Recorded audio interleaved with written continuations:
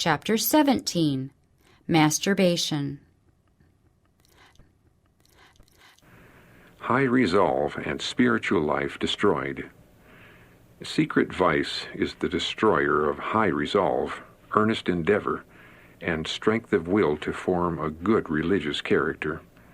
All who have any true sense of what is embraced in being a Christian know that the followers of Christ are under obligation as his disciples to bring all their passions, their physical powers, and mental faculties into perfect subordination to his will. Those who are controlled by their passions cannot be followers of Christ.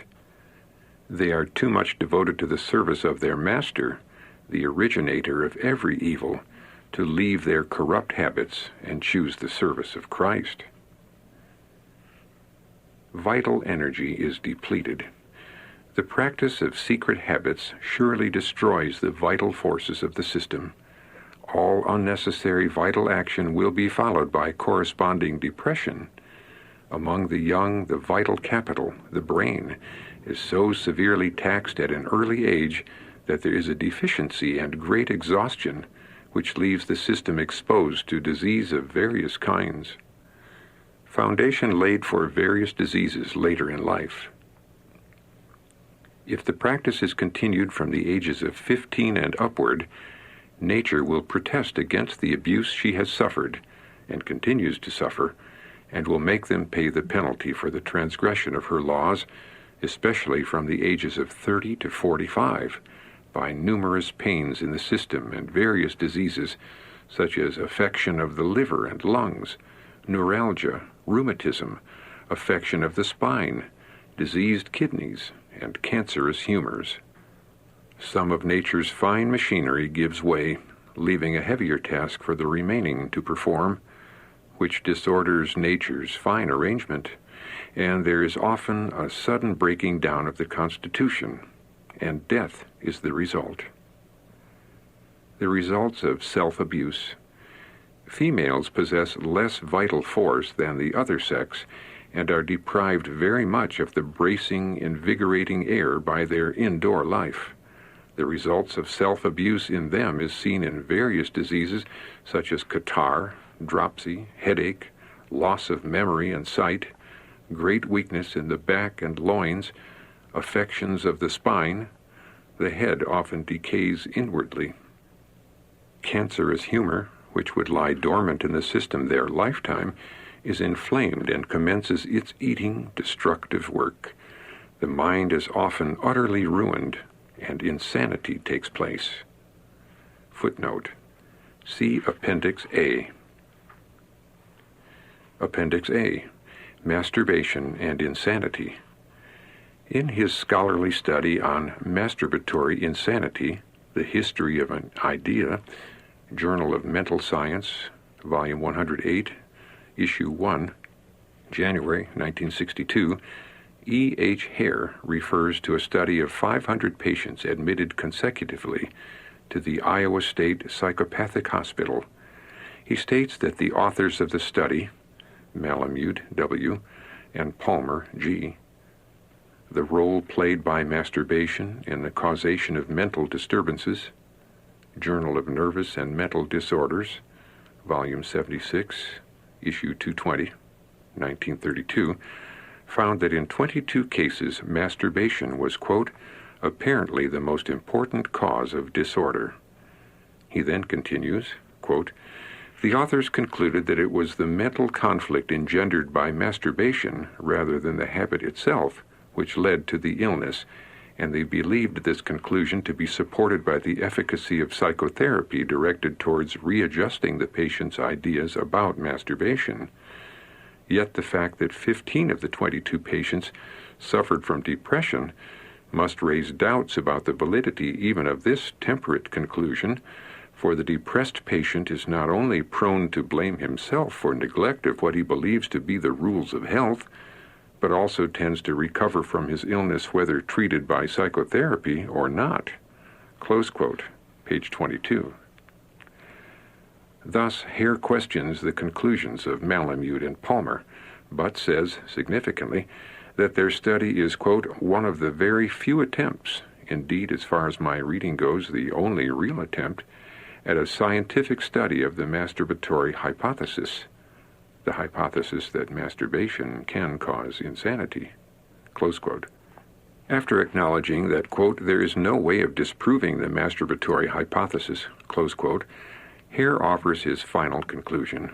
Quote, all we can say from the evidence is that the association between masturbation and mental disorder is weak and inconstant, and that, therefore, if masturbation is a causal factor, it is probably not a very important one. Close quote. The same book, page 19. So, although this authority minimizes the possibility that masturbation and insanity might be linked, he does not dismiss it altogether. Even more significantly, he has discovered that there has been only one real attempt to test the hypothesis scientifically. Writing of masturbation in their Adolescent Development and Adjustment, McGraw-Hill Book Company, 1965, Lester C. and Alice Crow conclude, quote, the effects of this form of sex perversion are not yet fully known, close quote. Dr. David Horobin, an M.D. and Ph.D. from Oxford University, states, quote, the amount of zinc in semen is such that one ejaculation may get rid of all the zinc that can be absorbed from the intestines in one day. This has a number of consequences. Unless the amount lost is replaced by an increased dietary intake, repeated ejaculation may lead to a real zinc deficiency with various problems developing, including impotence. It is even possible, given the importance of zinc for the brain, that 19th century moralists were correct when they said that repeated masturbation could make one mad. Close quote. Zinc. Vitabooks. St. Albans, Vermont, 1981, page 8. This statement is similar to that made by Carl C. Pfeiffer, Ph.D., M.D., in his book on zinc. He declares, quote, we hate to say it, but in a zinc-deficient adolescent, sexual excitement and excessive masturbation might precipitate insanity. Close quote. Zinc and other micronutrients. Keats, New Canaan, Connecticut, 1978, page 45. Not all medical authorities would agree with these conclusions, yet it is significant that there are some whose study and research have led them to opinions which are compatible with the teachings of Ellen White. See Child Guidance, pages 439 to 456 for further information on this subject. End of Appendix A. One who requested prayer for healing. My husband and I once attended a meeting where our sympathies were enlisted for a brother who was a great sufferer with the tizzic. He was pale and emaciated. He requested the prayers of the people of God. He said that his family were sick and that he had lost a child. He spoke with feeling of his bereavement. He said that he had been waiting for some time to see Brother and Sister White. He had believed that if they would pray for him, he would be healed. After the meeting closed, the brethren called our attention to the case. They said that the church was assisting them, that his wife was sick, and his child had died. The brethren had met at his house and united in praying for the afflicted family. We were much worn and had the burden of labor upon us during the meeting and wished to be excused. I had resolved not to engage in prayer for anyone unless the Spirit of the Lord should dictate in the matter. That night we bowed in prayer and presented his case before the Lord. We entreated that we might know the will of God concerning him. All we desired was that God might be glorified. Would the Lord have us pray for this afflicted man? We left the burden with the Lord and retired to rest. In a dream, the case of that man was clearly presented. His course from his childhood up was shown, and that if we should pray, the Lord would not hear us, for he regarded iniquity in his heart. The next morning the man came for us to pray for him. We took him aside and told him we were sorry to be compelled to refuse his request. I related my dream, which he acknowledged was true.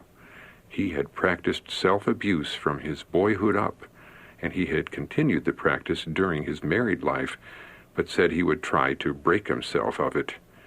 This man had a long-established habit to overcome. He was in the middle age of life. His moral principles were so weak that when brought in conflict with long-established indulgence, they were overcome. Here was a man debasing himself daily, and yet daring to venture into the presence of God and ask an increase of strength which he had vilely squandered, and which, if granted, he would consume upon his lust. What forbearance has God! If he should deal with man according to his corrupt ways, who could live in his sight?